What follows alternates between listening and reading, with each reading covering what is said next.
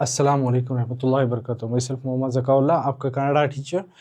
SLC यानी 10ನೇ ತರಗತಿ second language Kannada यानी द्वितीय भाषा कन्नड़। इसमें हम लोगों ने पिछले क्लासेस में जो संदर्भ डिस्कस किए थे पार्ट 9 में, जो कि अराउंड 12 मार्क्स का संदर्भ हमने डिस्कस किया था, पॉइंट वाइज बनाकर किस तरह से तुम्हें एग्ज़ाम को लिखना, और कुछ उसमें जो है किस तरह से अगर आपको मुश्किलात हो तो क्या चेंजेस करके लिख सकते हैं, कितना अटेम्प्ट कर सको जो है लिख सकते हैं, तमाम चीज़ें डिस्कस करें। अब उसके आगे का पार्ट और प्लस क्योंकि इम्पॉर्टेंट ग्रामर है वो समझाता हूँ उसी लेसन का। बाद में जो मेरे ग्रामर क्लासेस है, रेगुलर ग्रामर क्लासेस हैं, उसमें का ये 12th क्लास है ग्रामर का, वो भी मैं इसी क्लास में, क्योंकि इम्पॉर्टेंट ग्रामर रिलेटेड टू अभ्यास प्रश्न कुछ कम है, वो भी ग्रामर को आने की वजह से इसमें अटैच करको मैं तुम्हें समझा रहा हूँ। तो इस लेसन का कुछ हिस्सा जो कि ग्रामर पार्ट है वो भी समझाऊंगा, और मेरा ग्रामर एज यूजुअल व्याकरण क्लासेस लेता हूँ, उसमें का ये ऑलरेडी जो है 10 क्लासेस हो गई, तो उसमें का आज 11th क्लास जो है ग्रामर का मैं कर रहा हूँ व्याकरण क्लास में। तो लेसन का इम्पॉर्टेंट ग्रामर क्या है वो डिस्कस करके हमें डायरेक्ट डीप से ग्रामर भी स्टडी करेंगे आज। तो पिक्चर में देखो तुम ना, भाषा अभ्यास अगर को देखो ही, जो कि गंगेली दीपामाले का इंपॉर्टेंट ग्रामर डिस्कस करूँ जरा ही है, उसके वास्ते वो भी कवर करके मैं व्याकरण कंटिन्यू करता हूँ। तो भाषा अभ्यास लैंग्वेज प्रैक्टिस ಒಂದು फर्स्ट में कूड़ी सी बरीदु मिलाकर लिखो, दो अलग अलग रवान देखो ही अल्फाज देखो, दो अल्फाज को एक बनाओ, संधि ಹೆಸರನ್ನು ತಿಳಿಸಿ, और ये कन्नड़ा ग्रामर में कौन सा संधि आता लिखो। तो मैं व्याकरण क्लास में जाकर देखे तो मालूम हो जाता संधि में, सो कन्नड़ा के संधि अलग, संस्कृत संधि अलग, इस तरह से डिफरेंट अलग अलग संधियों को डिटेल से समझाया हूँ। फिर संस्कृत संधि में जो स्वरा संधि ही व्यंजना संधि वो भी समझा करूँ। तो डिटेल से तुम्हें व्याकरण क्लासेस अटेंड करे तो तुम ना और भी अच्छे से उसमें एग्जाम्पल के साथ, डेफिनेशन के साथ, मिसाल के साथ सब्जी समझा को, so it's very useful to that. So आज हमें खाली वर्ड्स देखो, इसको संधि कैसा आइडेंटिफाई करना वो लिखिए, वो समझेंगे बस। कूड़ी सी बरे दो संधि ಹೆಸರನ್ನು ತಿಳಿಸಿ, इन दो अल्फाजों को एक एक अल्फाज बनाओ और उनको कौन सा संधि में आता लिखो। तो कौन से वर्ड देखो, फर्स्ट वर्ड कौन सा देखो, ये दिव्या प्लस अनुभवा देखो, तो इसको एक वर्ड बनाना और संधि लिखना। पुराना प्लस उक्ता अगर को लिखें, दो अल्फाज नहीं, इसको एक एक बनाना। अली प्लस वंदु देखो, उसको दोबारा हमें एक बनाना। अली प्लस वंदु ये क्या होता है, इति प्लस आदि, कोपा प्लस अग्नि, मुड़ुगुत्ता प्लस इद्दऊ, इस तरह से 6 अल्फाज देखो ही अलग अलग 6 12 अल्फाज, इनको आपस में जो प्लस देखो ही नहीं, पहला और दूसरा रवा मिलाकर लिखना और कोसा संधि कर को फाइंड आउट करना। तो सबसे पहले देखो दिव्या प्लस अनुभवा है नहीं, वो देखो फर्स्ट वर्ड, तो इसको संधि बनाना है तो हमें पहले ऐसा लिखना, तुम यहाँ देख सकती हैं, दिव्या प्लस अनुभवा देखो यहाँ दिव्या प्लस अनुभवा है, तो क्या होता है दो भी मिला लिखे तो दिव्यानुभवा, दिव्या प्लस अनुभव दोनों आपस में मिलाए तो बन गया दिव्यानुभवा। अब ये कौन सा संधि आता है, सवर्ण दीर्घ संधि। कौन सा संधि आता है, सवर्ण दीर्घ संधि। सो दिव्या प्लस अनुभवा दोनों मिलाए आपस में तो दिव्यानुभवा बना, दोनों अल्फाजों को मिलाने के बाद में कौन सा संधि आया, सवर्ण दीर्घ संधि। कैसा सवर्ण दीर्घ संधि का, तो देखो दिव्या का तो उसमें वा में आ है, यहाँ भी आ है, दोनों आपस में मिलाए तो आ हुआ, दिव्या आ का आवाज है, दिव्यानुभवा यानी सवर्ण दीर्घ संधि, यानी ಸ್ವರದ ಮುಂದೆ ಸ್ವರ ಬಂದು ಅದೇ ಸ್ವರ ದೀರ್ಘವಾದರೆ ಅದಕ್ಕೆ सवर्ण दीर्घ संधि। So go back and check in the व्याकरण क्लास, यू विल अंडरस्टैंड। फिर भी मैं यहाँ भी समझाया हूँ, वा के ऊपर वा का तो यहाँ या दिव्या, या का तो आ स्वरा का साउंड आता है, यहाँ ऑलरेडी है आ स्वरा, और दोनों आपस में मिलाती हैं तो उसी स्वरा का जो है दीर्घ अक्षरा होता है, हाईलाइट होता है, दिव्या। देखो व्या कहते हैं आ आवाज आ रहा है, उसको सवर्ण दीर्घ स्वर का दीर्घ वाला संधि, सवर्ण दीर्घ संधि। सो नेक्स्ट सेकंड पुराना प्लस उक्ता देखो ही, और दोनों मिलाए तो पुराण उक्ता होता है। कैसा, पुराणात, कभी भी पूरा पद फर्स्ट वर्ड के आखिरी लेटर को देखना, आ है यहाँ ऑलरेडी आ है, दोनों को मिला आपस में तो ओ आवाज है, पुराणो, यानी आ के यहाँ कौन सा भी स्वर आ सकती है, ऊ है ऑलरेडी, सॉरी इसको करेक्ट कर लो, ऊ है, पुराना का तो आ, ऊ का तो वो है ऑलरेडी, आ के सामने वो आको, अगर उन्हें वो साउंड होगा तो पुरानो का तो वो हो गया, तो वो आ के सामने वो आको इस तरह से वो हो गया तो वो गुणा संधि में आता है। तो इस तरह से पुराना प्लस युक्ता पुराणोक्ता बना, वो गुणा संधि कहलाता है, क्योंकि ऊ के बदले वो जब बनता है, एक वर्ड बनता है तो वो आ जाता है, एक नया स्वर जो कि वो आ गया तो ऊ के बदले में, तो वो हो जाता है गुणा संधि। नेक्स्ट अल्ली प्लस ओंदू, ये दोनों आपस में मिलाए तो अल्लोंदू होता है। अल्ली कहने में ई है, यहाँ वो है, ई के सामने वो आया, राइट, तो ये वो यहाँ अल्लोंदू को तो वो रहेगा, ये लेफ्ट आउट होगा, खाली वो रहेगा, यानी एक स्वरा जो है लोपा छूट गया, पूर्वा पदा का पहला वर्ड का जो है पूर्वा पदा का आखिरी हुर्फ का जो स्वरा है वो छूट गया, और उत्तरा पदा का पहला हुर्फ जो है वो रह गया, तो इस वजह से इसको कहते हैं लोपा संधि। तो ये हुआ third one. Next fourth one, इति प्लस आदि मिला ले तो क्या होता है, इत्यादि होता है। इति प्लस आदि इत्यादि, तो इति का तो यहाँ ई है, यहाँ आ है, दोनों आपस में मिलाएंगे तो आ हुआ, ई छूट गया, आ भी गया, को यहाँ या करने का एक्स्ट्रा इत्या, तो क्या आ रहा आवाज, इत्या, प्रोनाउंसिएशन करो ऐसा रहा, इत्यादि, या करने का आ गया है, बेबी लेटर है नहीं, ओत्तक्षरा या आ गया तो उसको यण संधि, या आ गया तो उसको यण संधि बोलती। दो भी चलेगा, ई भी चलेगा, आ भी चलेगा, है ना, ई भी चलेगा, या भी चलेगा, सिर्फ या रहेगा तो उस तरह को यण संधि बोलती है। नेक्स्ट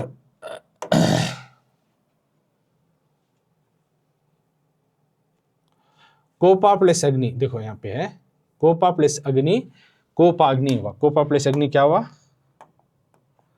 कोपा प्लस अग्नि कोपाग्नि हुआ। देखो कोपा का तो यहाँ आ है, यहाँ है, आ के सामने आ आया तो आ हाईलाइट होगा, सवर्ण दीर्घ संधि होता है। मोड़गुत्ता का तो ता का तो आ है, यहाँ ई है, तो ये मोड़गुत्तिद्दवु, ई के सामने ऊ आ गया, मोड़गुत्ता प्लस इद्दवु, मोड़गुत्तिद्दवु, लोप संधि, ऐसे समझ में आया। तो सवर्ण दीर्घ संधि हुआ, ये लोप संधि।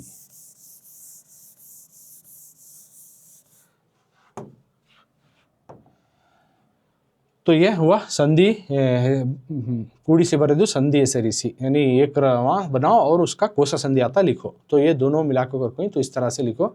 अब इसके बाद कौन सा मीन आता, स्ವಂತ ವಾಕ್ಯಗಳಲ್ಲಿ ಬರೆಸಿ ಬರೆಯಿರಿ, ಸ್ವಂತ ವಾಕ್ಯಗಳಲ್ಲಿ ಮೇಕ್ ಯುವರ್ ಓನ್ ಸೆಂಟೆನ್ಸ್, ಸ್ವಂತ ವಾಕ್ಯಗಳಲ್ಲಿ ಬಳಸಿ ಬರೆಯಿರಿ, make own sentences and write, ಸ್ವಂತ ವಾಕ್ಯ ಓನ್ ಸೆಂಟೆನ್ಸ್ ಬಳಸಿ ಬರೆಯಿರಿ, by using this word make your own sentence करको, अपने खुद के जुमले बनाओ नीचे दिए गए रवां का इस्तेमाल करके। प्राचीना, इससे एक अल्फाज है, इससे एक तुम्हें सेंटेंस बनाना। उल्लेखा, एक सेंटेंस बनाना। किक्किरी, इससे एक बनाना। प्रवृत्ति, एड़ू बीड़ू, रोमांचिता, ये तो पूरे जो है 6 अल्फाज देखो, अलग अलग अल्फाज हैं, इससे हम लोगों को जुमले बनाना जो कि स्ವಂತ वाक्य बोलती है, नहीं अपने खुद के जुमले बनाओ इन अल्फाजों का इस्तेमाल करते हुए। तो तुम लोग एग्जाम में देते नहीं तो तुम्हारे टेस्ट के एतबार से अप टू योर टीचर के हिसाब से दे सकती। प्राचीना का तो क्या वो जान लेंगे, प्राचीना का मतलब है बहुत पुराना, पिछले का, बहुत पुराने ज़माने, किसे वो बोलती है, प्राचीना। तो प्राचीना देखो वर्ड है। ಭಾರತದಲ್ಲಿ ಹಲವಾರು ಪ್ರಾಚೀನ ನಗರಗಳಿವೆ, भारत में बहुत सारी जो है एंशिएंट सिटीज हैं। भारतದಲ್ಲಿ ಹಲವಾರು प्राचीन नगरಗಳಿವೆ, हिंदुस्तान में बहुत सारे जो है एंशिएंट सिटीज हैं। नेक्स्ट सेकेंड वन, उल्लेखा मतलब मेंशन्ड, हाईलाइटेड, इस तरह से उल्लेखा बोलती। विद्यारण्यರು, विद्यारण्य जो है उन्होंने विजयनगर राज्यದ, विजयनगर के एम्पायर का, विजयनगर स्टेट का स्थापक रेंबा, उसके जो है फाउंडर, स्थापक तो फाउंडर करको उल्लेखा विद्या, ऐसा रजिस्टर है, ऐसा जो है मेंशन किया, ऐसा किताबों में दर्ज किया गया, बताया गया। विद्यारण्य जो है विजयनगर एम्पायर के, विजयनगर डायनेस्टी के जो है फाउंडर हैं करको ऐसा मेंशन है किताब में, उल्लेखा, मेंशन, रजिस्टर्ड, इस तरह से। वैविध्य मतलब वेरिएशन, डिफ्रेंशिएट, उसको बोलते हैं वैविध्य। उपहार मंदिरಗಳಲ್ಲಿ, उपहार का तो होटल्स जो लाइट नाश्ता करती हैं उसे बोलते हैं उपहार। इस तरह के होटल्सों में वैविध्य में डिफरेंट काइंड ऑफ, वैविध्य में डिफरेंट काइंड ऑफ फूड, ಆಹಾರಗಳು ಸಿಕ್ಕುತ್ತೆ, different kind of food are available in the hotels. उपहार मंदिरಗಳಲ್ಲಿ जो लाइट नाश्ता करते हैं इस तरह के होटल्स में, उपहार मंदिर का तो होटल करको है, उस तरह के होटल्सों में वैविध्य में बहुत किस्म के, वेरिएशन किस्म के आहारಗಳು ಸಿಗುತ್ತೆ, खाने के चीज़ें मिलती हैं, नहीं ना। वहाँ पे नाश्ता बोलोगे तो ये लंबा लिस्ट मिलता है, होटल में जाके पूछो तो नाश्ते में क्या है, दोपहर में क्या है तो ये लंबा लिस्ट में बोलता है, डेजर्ट में क्या है तो ये लंबा लिस्ट बोलता है ना। You have visit the hotels right, comment करके बताओ कौन से होटल में गई कर। सो इस तरह से होटल्स में अगर तुम्हें डिफरेंट टाइप ऑफ फूड देख सकती। नहीं तो तुम्हें दूसरा सेंटेंस भी अगर you know the meanings you can make from your by own का तो भी नो प्रॉब्लम, एज बनाना मैंडेटरी नहीं, जस्ट समझ लो meaning, you have the ability to make by your own other than this, but that sentence should be meaningful रहना, जो तुम्हें बनाती है वो सेंटेंस को माना देना बराबर से। किक्किरी करको नेक्स्ट वर्ड, किक्किरी का तो क्या, रश। ಜಾತ್ರೆ ಉತ್ಸವಗಳಲ್ಲಿ, ಜಾತ್ರೆ जो उत्सव होता है हिंदू अलग मजहब का, जिस तरह से सेलिब्रेशन किया जाता है उनके फेस्टिवल का, उस टाइम पे जनरू लोग जो है किक्किरिदु रश मार को जमा होते हैं, रश कर को रश कर को जमा होते हैं। प्रवृत्ति, प्रवृत्ति का तो वृत्ति, प्रोफेशन, एक उनका काम। ಪರೀಕ್ಷೆಯ ಸಮಯಕ್ಕೆ, एग्जाम के वक्त में ಓದುವ ಪ್ರವೃತ್ತಿ ಸರಿಯಾದುದಲ್ಲ। अब एग्जाम होने को जा रहा है, अगर को अब तुम्हें जो पढ़ने बढ़ गया तो इट्स नॉट अ करेक्ट। पहले से तुम्हें प्रिपेयर होकर ना, टाइम टेबल बना होना, और क्या कौन सा सब्जेक्ट कब पढ़ना, कैसा पढ़ना, कितने और पढ़ना, कैसा प्रैक्टिस करना, रीडिंग कब, टाइम कब, टेस्ट का टाइम कब, ऐसा अलग अलग बना को पहले एग्जाम से पहले तुम्हें कंप्लीटली प्रिपेयर होना सो, जस्ट रिकॉल कर ले को बैठना सो। उस टाइम पर मैं आप पढ़ने बैठ दूंगा तो it's not a right thing. प्रवृत्ति वो किस्म या तुम्हारा जो करने वाला काम उसको बोलते प्रवृत्ति, यानी परीक्षे ಸಮಯಕ್ಕೆ ಓದುವ ಪ್ರವೃತ್ತಿ ಸರಿಯಾದುದಲ್ಲ। In exam time you are going to prepare means it's not a correct way. ಏಳು ಬೀಳು, ಏಳು ಬೀಳು करो गिरना उठना, उतार चढ़ाव या गिरना उतरना। ಬದುಕಿನ ಏಳು ಬೀಳುಗಳಿಗೆ ಹೆದರಬಾರದು।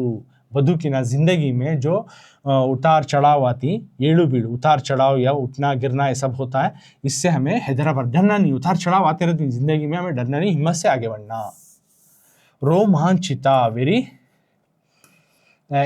एक्साइटमेंट, इस तरह से बहुत ही अच्छा लगना। ಪ್ರವಾಹದ ವಿರುದ್ಧ ಈಜುವವರನ್ನು ಕಂಡಾಗ ರೋಮಾಂಚಿತವಾಗುತ್ತದೆ। जो भी फ्लड आ जाता है, फ्लड में उसके अपोजिट डायरेक्शन में जो तीरले को जाती हैं, ऐसे लोगों को देखे तो ಈಜುವವರನ್ನು ಕಂಡಾಗ, जो प्रवाहದ विरुद्ध फ्लड के दौरान जो तीर मारने को जाती हैं, ಈಜುವವರನ್ನು जो तीर करते रहती हैं उनको देखने में ಕಂಡಾಗ रोमांचितवागुತ್ತದೆ। एकदम अजीब जो है ना, एकदम एक्साइटमेंट से बहुत ही ज़बरदस्त महसूस होता है। एक किस्म है रोमांचिता, हमना महसूस होना, कैसा लगता है, how do you feel that season, the flood, the scene is the flood, somebody is swimming opposite direction to the flood, see, just imagine, so that is what romanchita. Okay, next,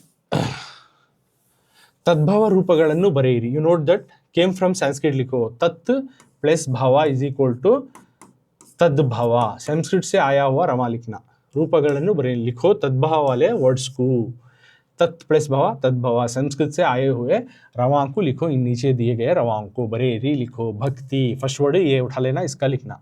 शब्द लिखना, इसका कौन सा तद्भव था वो लिखना। घंटे, शंख, संध्या, ब्रह्म, देखो भक्ति, शब्द, घंटे, शंख, संध्या, ब्रह्म, ये पूरे अलग अलग अल्फाज हैं, अलग अलग लिख ले को तुम्हें इनके तत्सम तद्भव लिखना। क्या लिखना, तत्सम तद्भव लिखना। Yes, you are going to write तत्सम तद्भव for each word, each individual word. तद्भवा लिखती, केम फ्रॉम संस्कृत वर्ड लिखती। भक्ति, तो इसे तुम्हें याद करना, लिख को प्रैक्टिस कर लेना, समझने से ज़्यादा तुम्हें लिख को प्रैक्टिस कर ले तो तुम्हारा बहुत अच्छा होता है। भक्ति दिए तो भकुति लिखो, यहाँ मुक्ति कर को दे डाली। ओके,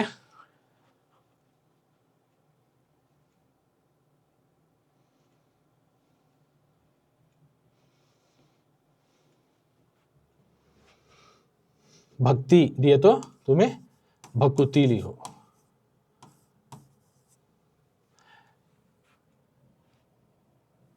भक्ति दिए तो भकुति। शब्दा दिए तो शब्दा।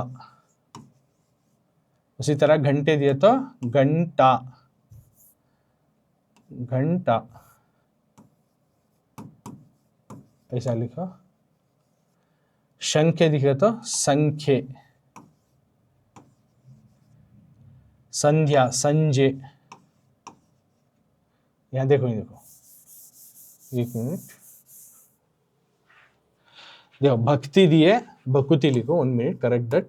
भक्ति दिए तो भकुति लिखो, फर्स्ट वन में भक्ति दिए तो यू राइट भक्ति फॉर भक्ति भकुति। भक्ति दिए तो अब ये पूरा निकाल लो, थोड़ा वेट, करेक्ट दैट, सब मिस्टेक्स हुआ था। भक्ति लिखे तो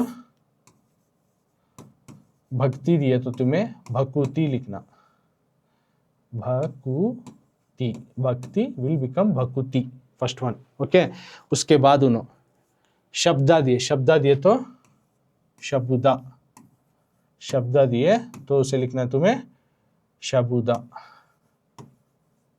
ओके, ऐसा ये पूरे तद्भवा है। भक्ति दिए तो बकुति शबुदा, बकुति होता है, उसी तरह शब्द दिए तो शबुदा होता है। ओके, उसके बाद क्या है, घंटे दी, घंटे दिए तो घंटे लिखना, घंटे दिए तो घंटे दिए तो घंटे लिखो। उसके बाद मुक्ति दिए तो शंखा, शंखा दिए तो शंखा, शंखा दिए तो शंखा, शंखा, शंखा दिए तो शंखा। भक्ति दिए तो बकुति लिखो, शब्द दिए तो शबुदा लिखो, घंटे दिए तो घंटे लिखो, शंखा दिए तो शंखा लिखो। संध्या, संध्या दिए तो संजय लिखो, संध्या दिए दिए तो संजय, संजय दिए, संध्या दिए तो संजय लिखो। नेक्स्ट ब्रह्मा दिए तो बोम्मा लिखो, ब्रह्मा दिए तो बोम्मा, ब्रह्मा दिए तो बोम्मा लिखो। तो इस तरह से ये इक्वल टू संस्कृत या केम फ्रॉम संस्कृत वर्ड होता है, ऐसा लिखना तुम्हें। अंडरस्टैंड? तो इतना हुआ इम्पॉर्टेंट ग्रामर जो कि हमें गंगेली दीपामाली डिस्कस करें। अब हमें क्या करेंगे का, तो हमें व्याकरण क्लासेस कर रही ना क्लब कर को इसके साथ, क्योंकि इम्पॉर्टेंट ग्रामर का जो पार्ट था इसी लेसन का गंगेली दीपामाली का ग्रामर कवर करियो। और नेचुरल जनरली मैं खाली व्याकरण क्लास अलग ही करता हूँ ना, वो व्याकरण क्लास भी इसके साथ कर रहा हूँ, क्योंकि कंटिन्यूटी उसी का ग्रामर है इसलिए। तो ग्रामर क्लास में आज 11th क्लास है। ओके, पार्ट 1 से देख लेगा तुम्हें, उस तरह का ग्रामर क्लास है। तो इसमें का 4वां क्लास है। तो सैद्धांतिक व्याकरण तुम्हें देख सकते हैं यहाँ पे। तो ग्रामर पार्ट कर को उसमें क्या देखो, अव्ययगळु कर को आता तुमने ग्रामर में, क्या था, अव्ययगळु कर को आता है। सो अव्ययगळु कर को आया तो क्या इंग्लिश में ये किस्म के अल्फाज हैं। ओके, नाकाबिल बयां अल्फाज कर को बोलते हैं उर्दू में, नाकाबिल बयां अल्फाज, इस तरह से कुछ वर्ड्स बोले जाती हैं। ओके, को वर्ड्स ही, ये वर्ड जो है अल्फाज जो है इनो चाहे जेंडर्स आंदे, कौन सा भी लिंगार हंदे, कौन सा भी वचना नंबर्स हंदे, इनो चेंज होते नहीं, कांस्टेंट सेम रहती ये वर्ड। उस तरह के कुछ अल्फाज हैं, उनको बोलते हैं अव्ययगळु, इनडिक्लाइनेबल वर्ड्स। तो उसे कहते हैं इनडिक्लाइनेबल वर्ड्स, इनडिक्लाइनेबल वर्ड्स, इस तरह से इनडिक्लाइनेबल वर्ड्स ऐसा बोलते हैं, इनडिक्लाइनेबल वर्ड्स। अव्ययगळु इंग्लिश में इनडिक्लाइनेबल वर्ड्स। क्या इनडिक्लाइनेबल वर्ड्स का, तो इंग्लिश में ऐसा बोलती, मतलब ये अल्फाज ऐसे अल्फाज चाहे सामने कौन सा भी केस आंदे, जेंडर आंदे, जेंडर का तो लिंगा बोलती कन्नड़ में, जेंडर का वाला वर्ड आंदे, या वचना नंबर्स वाला वर्ड आंदे, वचना नंबर्स वाला वर्ड आंदे, या केस वाला आंदे। तो इस तरह के रवा है, तो इस तरह का जुमला है तो इन्हों बदलते नहीं, ये वो रवा कैसा ही वैसा से बदलते नहीं, इनको एक्स्ट्रा क्या भी के लगते नहीं, या फिर इनमें कुछ चेंजेस वेरिएशन नहीं होते। They are the constant words, एकदम उन्होंने वैसे क्या भी हो जाओ हमें ऐसा करको बोलती नहीं, हमें तुम्हें कहता भी मारा सर मैं ऐसा मैं नहीं करता तो नहीं करता सर करको बढ़िया थी नहीं, वैसे इन्हों कौन सा भी नंबर आओ, कौन सा भी जेंडर्स आ जाओ, इन्हों बदलते नहीं, इनका रूप में इनके फॉर्म में सेम रहती। उस तरह के अल्फाजों को अव्ययक होती, इंग्लिश में उसको इनडिक्लाइनेबल वर्ड्स बोलती। तो उतना याद रख लियो, इसमें इस तरह के अल्फाजों में बहुत सारे अल्फाज हैं, बहुत सारे वर्ड्स हैं।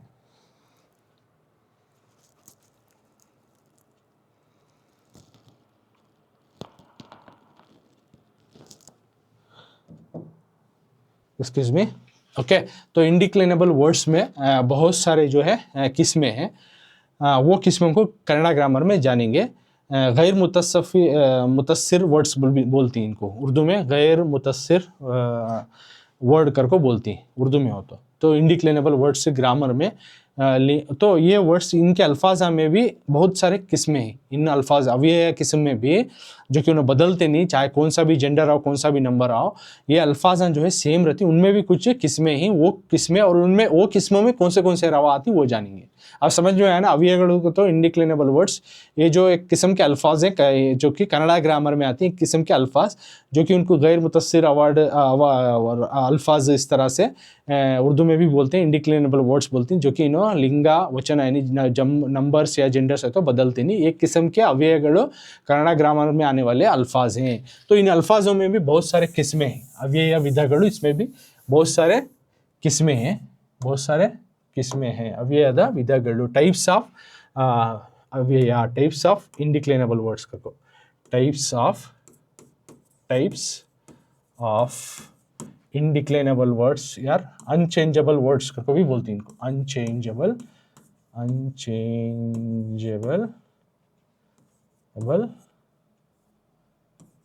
वर्ड्स, अनचेंजेबल वर्ड्स का तो भी వచ్చి इंडिक्लिनेबल वर्ड्स का तो भी వచ్చి the types of unchangeable words को अव्यय के किस्में। अव्यय एक किस्म का ग्रामर में आने वाला, कन्नड़ा ग्रामर में आने वाला अल्फाज है। ओके, इसमें भी कुछ किस्में, अलग अलग किस्में ही, वो किस्मों के बारे में जानेंगे और उनके मिसालें भी जानेंगे।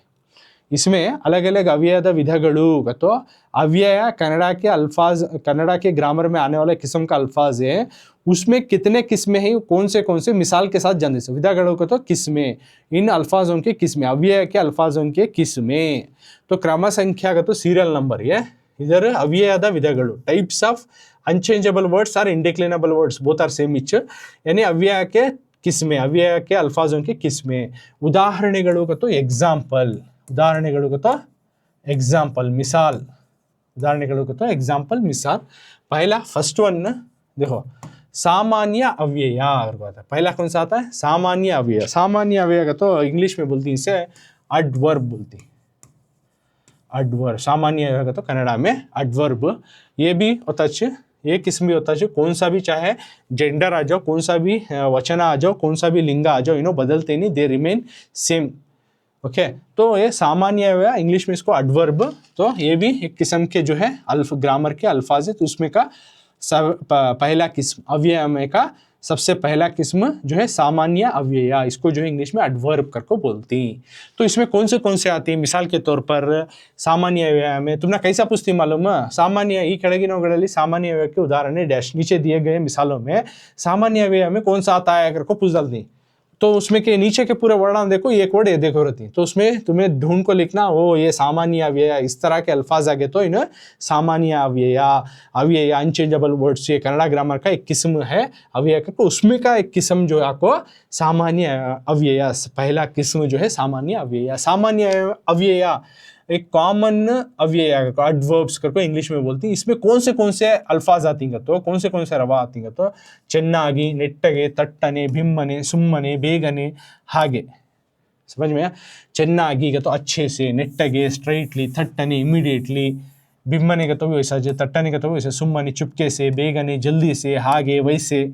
तो इस तरह के अल्फाज ಚೆನ್ನಾಗಿ अच्छे से, ನೆಟ್ಟಗೆ स्ट्राइट से, थट्टने जल्दी से, जल्दने, भिम्मने का तो भी फास्टली, इस तरह से, सुम्मने चुपके से, सुम्मने चुपके, ಬೇಗನೆ जल्दी से, ಹಾಗೆ वैसे, इस तरह से। तो इस तरह के रवा है तो उन्हों ಚೆನ್ನಾಗಿ, ನೆಟ್ಟಗೆ, तट्टने, भिम्मने, सुम्मने, ಬೇಗನೆ, ಹಾಗೆ है तो उन्हों सामान्य अव्यय में आती उन्हों। तो एडवर्ब, सामान्य अव्यय का तो एडवर्ब, वो एक अव्यय का पहला, सबसे पहला वाला किस्म। अव्यय का तो कन्नड़ा ग्रामर में आने वाला एक किस्म जो कि उसको इंडिक्लिनेबल वर्ड और अनचेंजेबल वर्ड्स करको बोलती इंग्लिश में। दूसरा, अब अव्ययಗಳು में विधಗಳು सीख रही, उसमें किस्में, तो दूसरा किस्म कौन सा, ಎರಡು, दूसरा। अब दूसरा किस्म कौन सा है, दूसरा किस्म जानेंगे। ओके, पहला किस्म मालूम होगा और उसके मिसालें भी मालूम होगी तुमना।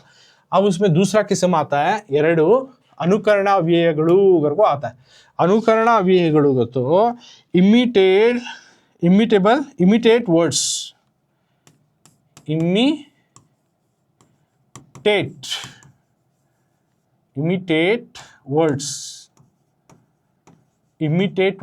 imitate words, अनुकरण अव्ययಗಳು, imitate words यानी मिमिक्राइजिंग वर्ड्स, imitate words यानी कौन से भी रवा है लेकिन उनके वो रवा आवाज को जो है हमें आवाज में आने वाले रवां को हमें राइटिंग लैंग्वेज में लिखना। आवाज में आने वाले रवां को राइटिंग लैंग्वेज में, रिटन लैंग्वेज में लिखना, आवाज वाले वर्डों को, उसको बोलते हैं अनुकरणाव्यय, इमिटेट वर्ड्स, मिमिक्राइजिंग वर्ड्स।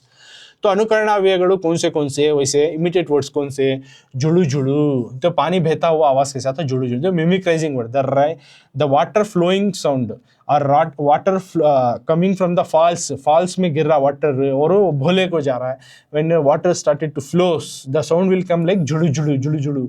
नदी का बहाव, तालाब का बहाव, पानी उसका कैसा है, जुड़ू जुड़ू आवाज आ रहा है। So water flows sound we have mentioned here like जुड़ू जुड़ू। So sound words, mimicrizing word, अनुकरणा अव्ययಗಳು, अनुकरणा मिमिक्राइजिंग के यानी इमिटेट करने वाले किस्म के ये नाकाबल जो अल्फाज जो कि इंडिक्लेनेबल वर्ड्स, अनचेंजेबल वर्ड्स, उसमें अनुकरणा अव्यय जो कि इसमें इमिटेट वर्ड्स आती, यानी दोहराने वाले, आवाज को बताने वाले अल्फाज आती। कौन से उसमें जुड़ू जुड़ू, पटा पटा, पटा पटा चप्पल डाल के चलती है तुम्हें, पटा पटा पटा पटा पटा पटा ऐसे चलती।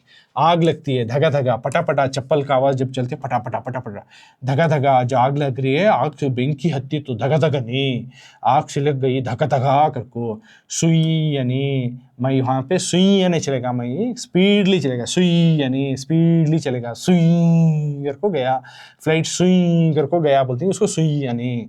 दड़ा दड़ा, उन्हें भागले का ऐसा रही, रैन एंड कम लेके दड़ा दड़ा नहीं, भागले रैन एंड कम लेके दड़ा दड़ा। ढना ढना, बेल की आवाज, ढना ढना आवाज है, बेल बारे तो ढना ढना आवाज है, ढना ढना।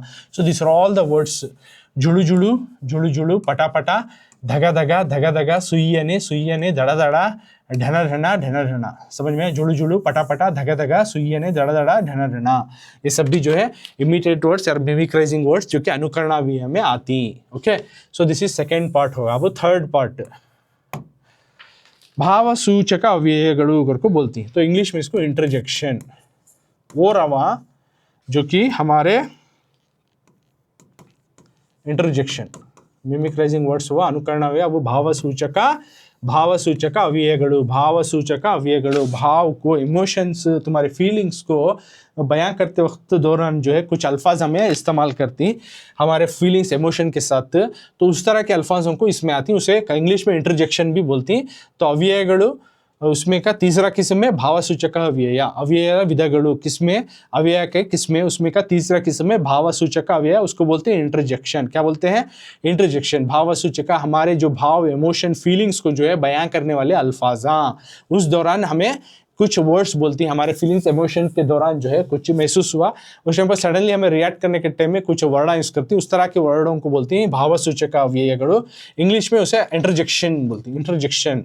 तो कौन से वर्ड, यला यला कुन्निये करके बोलती हैं, अयो देवरे, अकटकट अकटकटकटा करके बोलती हैं, आहा भला, थू, अब्बा। देखे ये सब सरप्राइजिंग वर्ड जब आती उस टाइम पे, तो उस तरह के भावसूचक अव्ययಗಳು, सरप्राइजनेस को बताना। ओके, समथिंग यला कुन्निये, अयो देवरे, अकटकटा, आहा, ओहो, भला, थू, अब्बा, इस तरह के वर्ड, कुछ you will feel like something surpriseness, कुछ इस तरह से महसूस होता है। Okay, something you are not expected that is happen, you are seeing that और यू आर फीलिंग दैट। तो उस टाइम पे जो बयां करने वाले वर्ड्स हैं उसके वास्ते इसको इंटरजेक्शन वाले वर्ड्स बोलती है, भावसूचक अव्ययಗಳು बोलती हैं। तो अगेन इसको बोलते हैं यला, अरे, अयो, ये मालूम है तुम्हें यूज करते रहती है, अकटा, गुस्सा करते कटा करके गुस्सा करती नहीं वो, आहा ऐसा क्या वैसा क्या बोलती नहीं, भला भला, ई शाबाश, भला तू बहुत अच्छा करे, अरे थू थू नीनिष्ट गलीजू, थू तुम कितने खराब हो इसमें, अब्बा बच गया मैं बोलती नहीं, अब्बा बच गया मैं, अब्बा नानो बदुकी देवरे। So this type of emotions को बयान करने के टाइम पे जो कुछ वर्ड इस्तेमाल होती तो उनको बोलते हैं भावसूचक अव्यय, इंग्लिश में उसको इंटरजेक्शन बोलते हैं, इंटरजेक्शन, जो कि अव्यय के विधಗಳು में, अव्यय में आने वाले तीसरा किस्म है इंटरजेक्शन, भावसूचक अव्ययಗಳು। तो ये तीनों उसमें, ये सब उसमें आते हैं। नेक्स्ट 4, फोर्थ वन, क्रियार्थक अव्ययಗಳು, क्रियार्थक अव्ययಗಳು। क्रियार्थक अव्ययಗಳು को तो क्या अगर को वर्ब,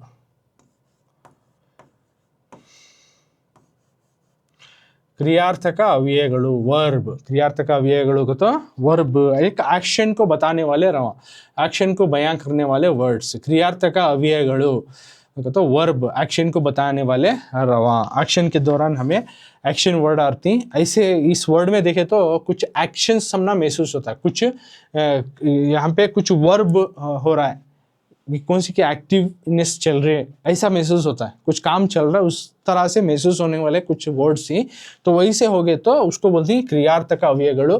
ये भी होता है जब जेंडर या नंबर्स आती तो उसमें चेंज होते नहीं थी, चेंज नहीं होते, रिमेन्स सेम, इट्स कांस्टेंट। तो उसमें कौन से वो तो देखो इस तरह के उंटू, बेकू, बेड़ा, अहुदू, साकू, इल्ला, अल्लाह, हौदू।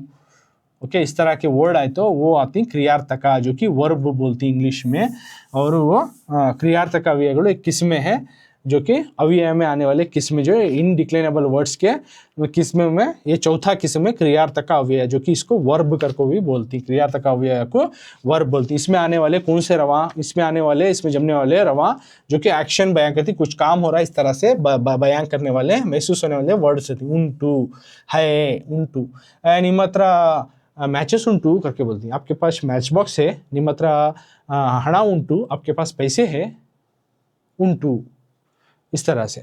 तो इस तरह के वर्ड को उंटू करके बोलती हैं। पूछते एक्शन हो रहा, बेकू ನನಗೆ ಇನ್ನೂ ಅನ್ನ ಬೇಕು, मुझे और खाना चाहिए, ನನಗೆ ಇನ್ನೂ ಸಾರು ಬೇಕು, मुझे सालन चाहिए, ನನಗೆ ಇನ್ನೂ पुस्तक ಬೇಕು, आई वांट मोर बुक्स। सो इस तरह के बेकू वर्ब। बेड़ा आई डोंट वांट, बेड़ा का तो नक्को, don't want, I don't want pen, मुझे पेन नक्को, आई डोंट वांट पेंसिल, बेड़ा, आई डोंट वांट राइस, मुझे चावल नहीं चाहिए, आई डोंट वांट बैग, मुझे बैग नहीं चाहिए। तो इस तरह के वर्ड नक्को होना, नक्को है होना, नक्को बेकू होना, बेड़ा नक्को, उंटू है, ओके अहुदू, अहुदू हो सरी बराबर करको, हाँ है, साकू इनफ, साकू बस, बस साकू इनफ, इल्ला नहीं है, इल्ला नहीं है, इल्ला नहीं है, इल्ला नहीं है, साकू बस, अल्लाह ओनी येनी ओनी अल्लाह, हौदू यस यस, हौदू यस, इल्ला है ना तो उसका भाई हौदू आ गया, यस नो, यस नो। तो इस तरह के वर्ब को मेंशन करने वाले वर्ड्स किस्म आते हैं तो उसको बोलते हैं क्रियार्थक अव्ययಗಳು। ओके ये अव्यय में चौथा किस्म हुआ। अब पांचवा किस्म संबंधार्थक अव्ययಗಳು को आती, संबंधार्थक अव्ययಗಳು जो कि इसको इंग्लिश में कहते हैं कंजंक्शन, कंजंक्शन।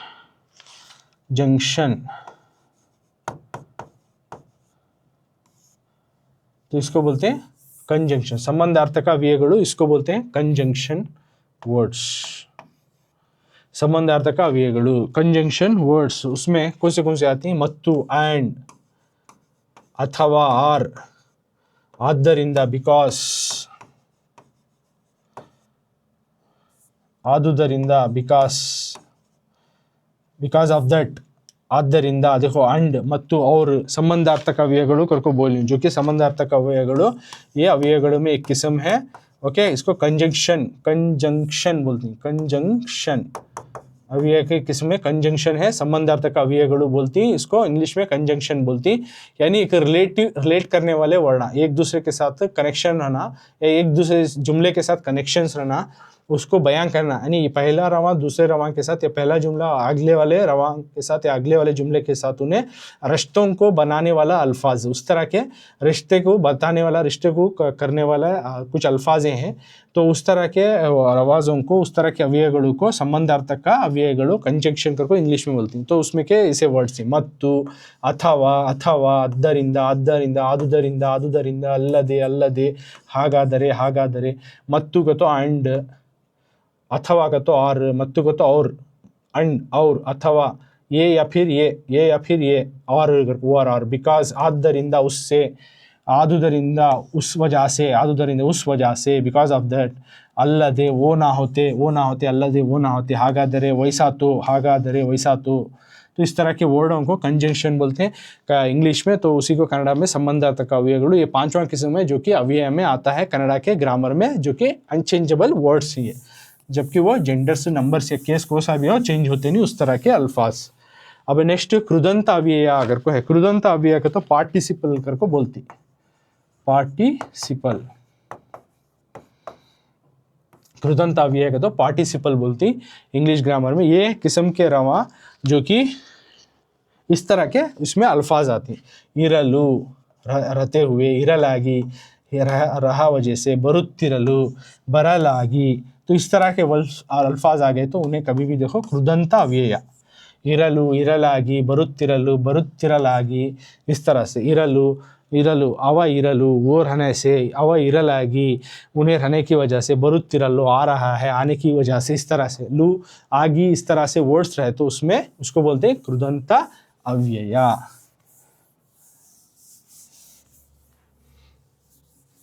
अब नेक्स्ट देखेंगे इसके आगे का किस्म क्या है कर, अब तद्धितांत अव्यय करको है, आगे का किस्म क्या है बच्चों, तद्धितांत अव्यय। तो सेवेंथ किस्म जो है तद्धितांत अव्यय में आता है, सेवेंथ किस्म तद्धितांत अव्यय। तो सातवां किस्म अव्यय का, सातवां किस्म, आगे पूरे 8 अव्यय बता रही हूँ उसमें का सातवां किस्म अव्यय में का, तो अव्यय किस्म में अनचेंजेबल वर्ड से उसमें का सातवां किस्म तद्धितांत अव्यय, इसको सफिक्स बोलती, तुम्हें इंग्लिश में मालूम है सफिक्स का तो क्या, यानी वर्ड के आगे जो लगाने वाले हैं वर्ड अल्फाज उनको सफिक्सस बोलती है। ओके, सफिक्सस यानी जो कि रवा ही उसके आगे लगाए जाने वाले कुछ अल्फाज, उस तरह के अल्फाजों को तद्धितांत अव्यय। कौन से है तो उसमें अंते, तनका, वरेगे, मट्टीगे को, अंते वजह से, तनका वहाँ तक, वरेगे यहाँ से, मट्टीगे वहाँ उस तलक वहाँ तक, अंते ऐसे, वो तनका वहाँ से वहाँ तक को, समझ में तद्धितांत अव्यय सफिक्सस, यानी अल्फाज रखती है, अल्फाज के आगे भी कुछ हुर्फा लगा लेती तो उनको बोलते हैं तद्धितांत अव्यय सफिक्सस। तो अंते अवन अंते, ತನಕ ಅವನ ತನಕ ವರೆಗೆ ಇಲ್ಲಿಂದ ಇಲ್ಲಿಯವರೆಗೆ ಅಲ್ಲಿಂದ ಅಲ್ಲಿಯವರೆಗೆ ಮಟ್ಟಿಗೆ ಅವರ मट्टीगे, तो इस तरह के अल्फाजों को तद्धितांत अव्यय सफिक्सस करके बोलती। ओके, यानी अल्फाजों के रवाओं के आगे जो लगाने वाले कुछ रवाओं को तद्धितांत अव्यय करके बोलती। नेक्स्ट अवधारणाव्यय 8, कौन सा अव्यय आता, अवधारणार्थक अव्यय बोलती, इसको बोलती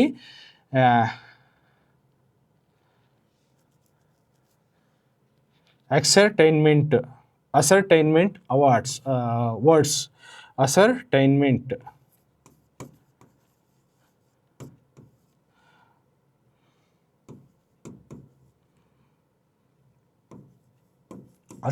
अवार्ड्स वर्ड्स को जो है अवधारणार्थक अव्यय किस्म के अल्फाज जो कि अवधारणार्थक असर्टेनमेंट, तो ये भी जो है जेंडर केस या नंबर्स है तो यानी लिंगा वचना है तो इसमें बदलाव नहीं था, रिमेन कांस्टेंट, जैसे कि कौन से का तो अदे, वोच, इदे, येच, नाने, मैच, येच, वोच, मैच, मैराच, ऐसा आना, अदे, इदे, नाने, यानी उसमें ये नन्नदे, अवनदे, ये कहने का साउंड आना लास्ट में।